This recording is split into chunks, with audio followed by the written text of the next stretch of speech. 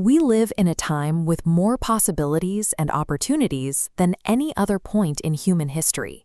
Yet, despite having every tool imaginable at our fingertips, most of us feel like we're constantly drowning, struggling to keep our heads above water. When faced with that kind of pressure, our natural instinct is to seek immediate relief.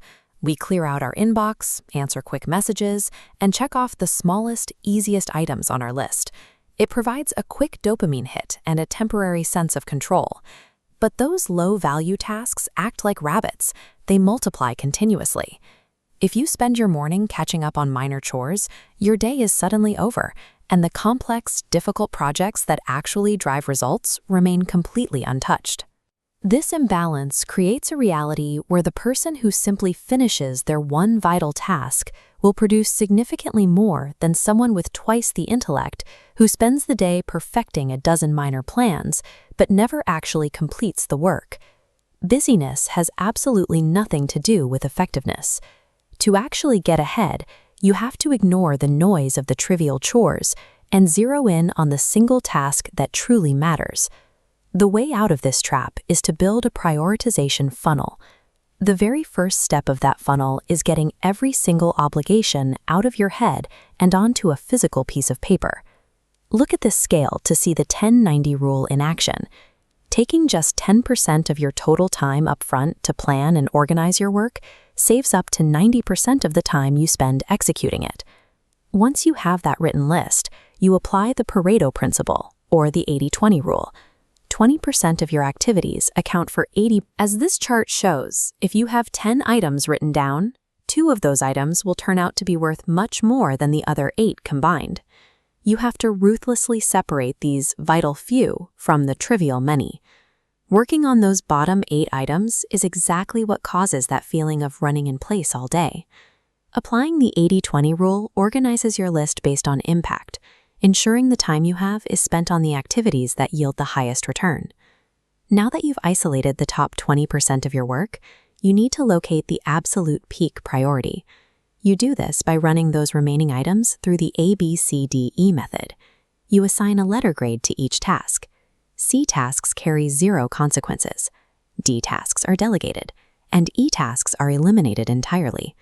In this downward funnel, C, D, and E variables are systematically ejected out the sides.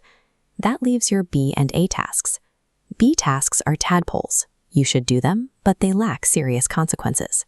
A tasks are your frogs. These are the items you absolutely must do. Failing to complete them carries a serious negative impact on your life. The absolute operational rule is simple. You never allow yourself to be distracted by a tadpole when a big frog is waiting for you.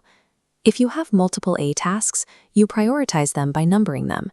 And right there, dropping out of the bottom of the funnel, is your A1 task, your biggest, ugliest, most important frog. Determining exactly what this A1 task is before you check a single email or answer a single message is the single most critical decision you will make every morning. Once you've identified your frog, there are 2 rules for eating it. First, if you have 2 frogs, you eat the ugliest one first. Second, if you have to eat a live frog at all, it doesn't pay to sit and look at it for very long. Launching into your hardest job is going to generate friction.